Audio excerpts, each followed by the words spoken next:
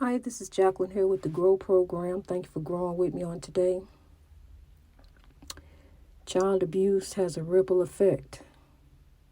Abused children carry that abuse on in life and in the form of oppression, whether they oppress themselves or they oppress others. And through the love of God, may we reach them. Through the love of God, may we reach the abusers to change their ways before they meet the real judge. No matter what you do here on this earth in the dark, it shall come to light. One way or another, it shall come to light. God sees all. As the evil goes to and fro, God is sitting high and looking low. My older two children were abused by their stepmother, and to this day, we're still dealing with the after effects of it, trying to get these children help.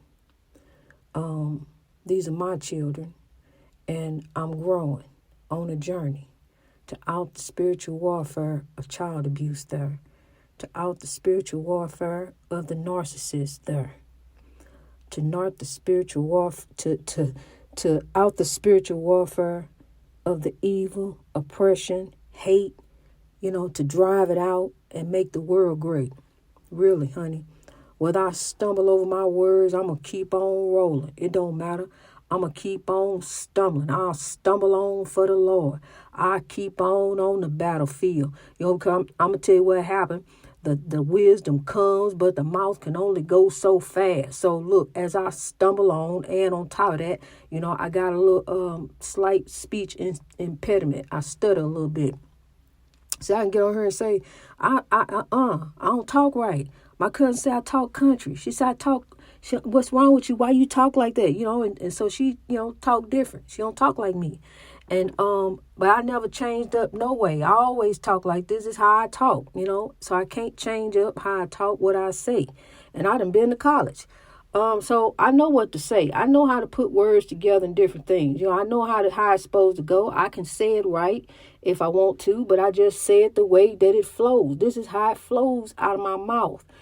From the wisdom God gives to me, I speak like an ancestor. So I guess I can relate to the ancestors because I wore the chains of the ancestors. When I went to the motherland, I put the chain on that the actual ancestors had on. I had that around my neck. It was something to go in there because in this museum, we were the only ones there. And so we kind of had the freedom to spend our time leisurely as we wanted to. Wasn't nobody else in there but us. We got to touch different things. And as I told you, COVID, was not a factor, over there. We weren't wearing masks. It's 80 degrees over there year round, pretty much. They got a little bit, slight little winter, 60, 70 degrees. It chilled down a little bit over there, but not here, not during the winter. That's a beautiful place to be, the motherland. And as I turned and looked at the shore, looked out there at the sea, I could see, that the motherland is beautiful as it is. Sky, just endless, beautiful sky. Clear as could be that day. Wasn't a cloud in the sky, just clear as could be. But I could see clearly that the sea was angry. It was early in the day, and as the tide crashed into the shore, I wasn't looking for seashells by the seashore. I was looking at that shore by me. I was looking out there at the sea because it was coming in and it was crashing in. I mean, it was pulling,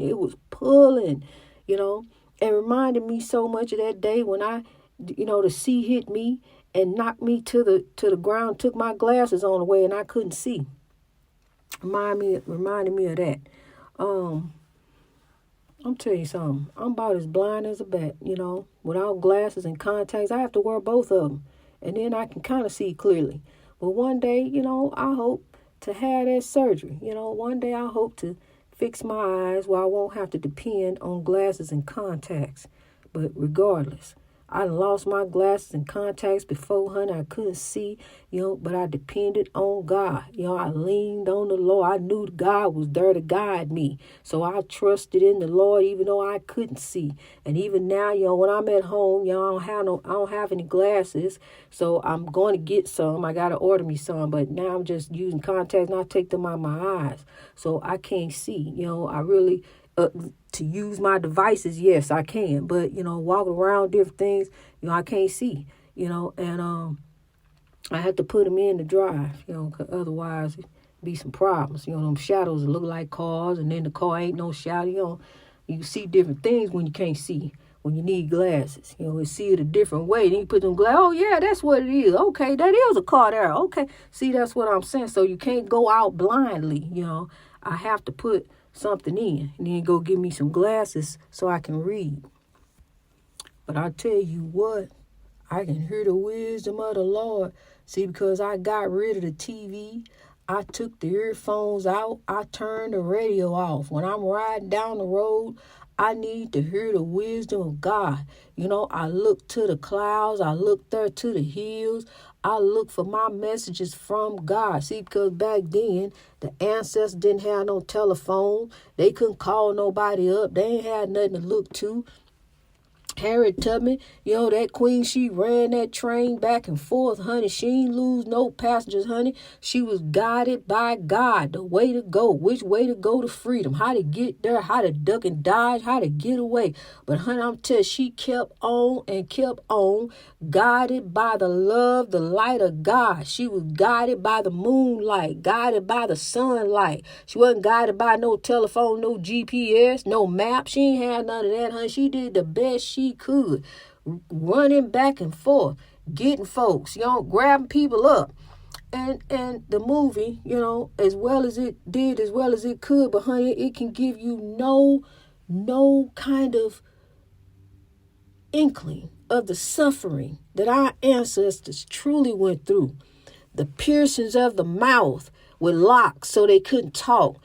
Shackled down in the ankles, ankle to ankle. The chain, the heavy weighted down chain. Them chains wasn't light, heavy weighted down chains, all around their neck to neck, packed in by like sardines in the can on those ships to go for months and months at a time. Wasn't no leisurely service, no refreshments, different things. They got sick and died. Whoever survived and made it, that's who got off. That's who, whoever survived and made it through. Then when they got over there, that's how they got them out. Well, you made, and got rid of who didn't make it. See, I'm saying, the movie can never depict what they actually went through. It can't. The atrocities, the horrible things. Well, okay. We don't want to keep bringing it up. No, but we came from a divided time. We're growing into a united time. We got to know where we came from so we can understand where we are growing.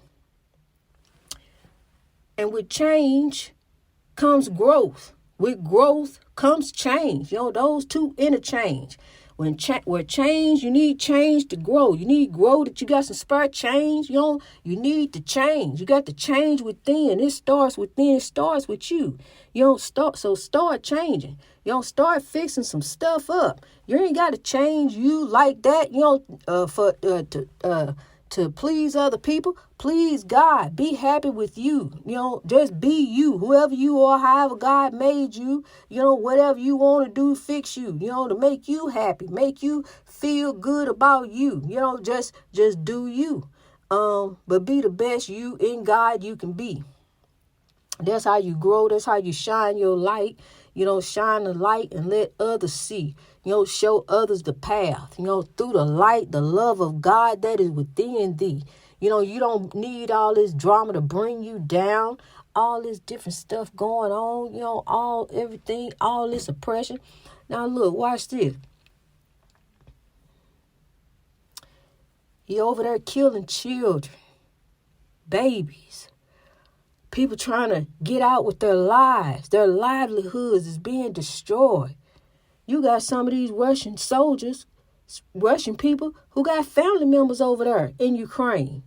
They over there, it's just like family. Them people were existing. They were doing the best they could, trying to build up. See, what he could have done, he could have went in there and lifted it up. He could have went there and helped him out. But he was, I'm the boss. Yeah, you the boss. Because, see, you can come in here and bomb and take over when you want to. See, he could have just went in there and lifted it up, put who he want in there, this and that, demote him. I'm saying, they could have went in there and worked it out. You see what I'm saying? You want to take over? Well, just go over there and take over. Go over there and sit down in the chair if that's what you want to. Just move the man down. Bring that table over there that you got over there. Bring that on over here to Ukraine. They got room for it in there. Just sit that table in there. You sit down there at the other end like you do and let them know you the HNIC. You in charge. I got to say it. You in charge. They said it. A name, a word, words. Words don't mean anything, honey. I've been called worse than that. So look, you want to be that? Sit there and be that and tell them how it's gonna be. That's it. You over things, but there's the president here. You got to keep him in charge. He the president. So leave him president, but you the CEO, okay? There you go. Time to grow. I'm telling you. War, what is it good for? Absolutely nothing.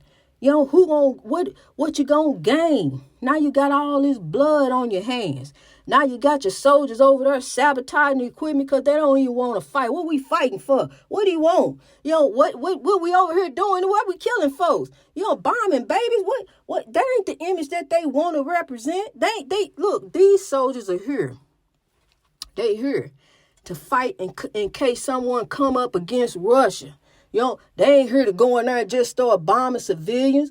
That's not what they there for. They really aren't. They're not there to just go in and just start bombing people, and bombing places. He got it twisted. And now he got the whole world turning around looking at him. What's wrong with him? Now he talking about a nuclear. He ready to go in and push the nuclear bomb. What's the matter with him? Then you got these clowns over here in Congress over here chanting and doing different things, turning that. They are a disgrace to the forefathers. They didn't act like that. They are a disgrace to the forefathers who they supposed to represent. Then you got this one right here. He want to sit over here with them, just make it clear. I'm just going to go ahead and tell him to the world. I'm going to show him something tonight. See, he thought that was a big deal, him sitting over there. Ain't nobody studying him. We already knew that, how you been voting. So you might as well sit over there. You look silly sitting over here. So there, and then these two, they just acting a fool. You showing your children this how you supposed to come up to Congress and act like clowns. Because, see, you're already getting ready to be expelled anyway. The man said you shouldn't have been down there at the white nationalist meeting. And, what you doing there? What you down there? You know what the man is about? I tell you what, if I'm going to go speak somewhere, I'm going to know what they about. What's happening? What I'm going to speak about? What you want me to talk about? What we down here for? See, you just going to walk in and start talking. Don't even know what you're there for. Who's represent? Who brought this? I'm just going to go in and speak. But I don't know nothing about them.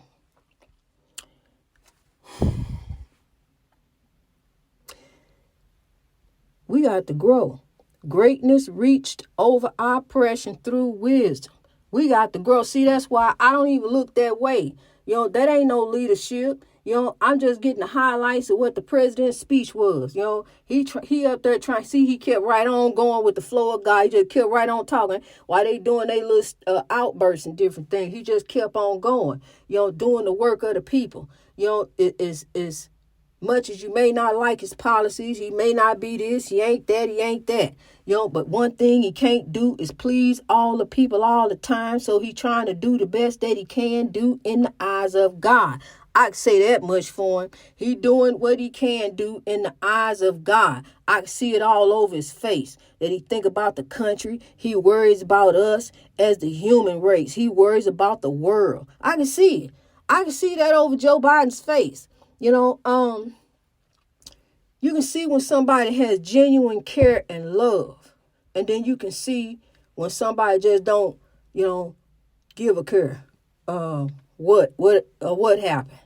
It don't matter. It's a bunch of asshole countries. Those people don't matter. Snatch the babies away. You can see when people care and when people don't care. When people trying to come together. He can't see it all. You just can't see it all. You can't see it all, and you can't be seen by all. You just can't. You just try to do the best you can and live the best legacy that you can do, but allow God to do you. Allow God to help you get to the breakthrough. Allow God to guide you there, because you could be distracted. You can be distracted and slip up and fall off over in the spiritual warfare and get caught up all in evil, caught all up in evil. Because, we sit up and say, well, Jesus coming back. Jesus going to come back. God left the Holy Spirit, the Comforter, the staff, the rod to guide you. The Spirit of God is within you. By His Spirit, yes, you can. By His Spirit, yes, you will. And yes, yet is absolutely within you to do, because God is in you. You got to let go and let God. You got to allow God to come in and do you. God is already there in the heart. Already there. Because you come in with the spirit of love. You come in knowing how to love. That's original. That's, unconditional love right there. You do love the world. There's a point you love the world, but then because of the oppression of the world, it turns you against the world. That's how it goes. But see, what we got to do, we got to use the spirit of love to drive the evil and hate out from God. We got the side, that's the love we got from God. Take the rain that came and grow. Sow all around you. You see a need, sow a seed. Sow love everywhere. You see so-and-so, they all right over there. They doing pretty good. So I'm going to go over here and lift over here. I'm going to make a sweet sauna of love all around me. I'm just going to go ahead and start branching off like the family tree. Okay, love makes a family. Just go ahead and start branching that family tree off, honey. And then you're going to really have something for the children of tomorrow. You're going to really have something, a beautiful legacy to leave for them. Look what my family did. Look how we sowed love. How we came together. I'm telling you, that's one thing that my BFF down there, my sister-in-law in California, that's one thing she showed me. It don't matter your color. They Hispanic and I'm African. Honey, they adopted me and my two babies I was her daughter, and this is my sister, until I seen her brother. And when I seen her brother, I married her brother. And that's how I wound up in the family, honey. It was just like that. And a beautiful family. And to this day, me and her brother are divorced, but me and her are still BFFs. Just got the phone off FaceTime with them last night. And I love them. That's my sister, honey. I went through with her, some difficult things in life. She went through with me with some difficult things in life. We've been there for each other, and it's been over around 30 years. Yeah, almost 30 years, because our kids, my older two were little then. She only had two. So, but honey, that's my BFF. And so I just thank God for that family.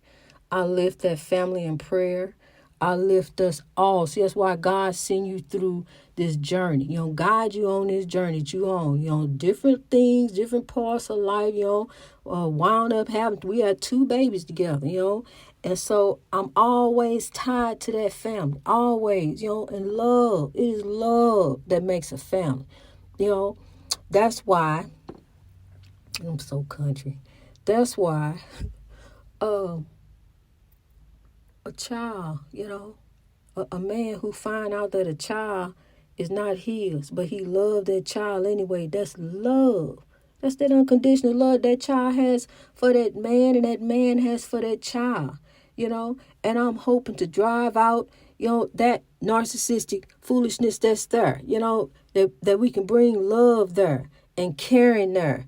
And we can still be, because it takes a village to raise a child, and we can still be a part of that child's life. It takes a village to raise a child.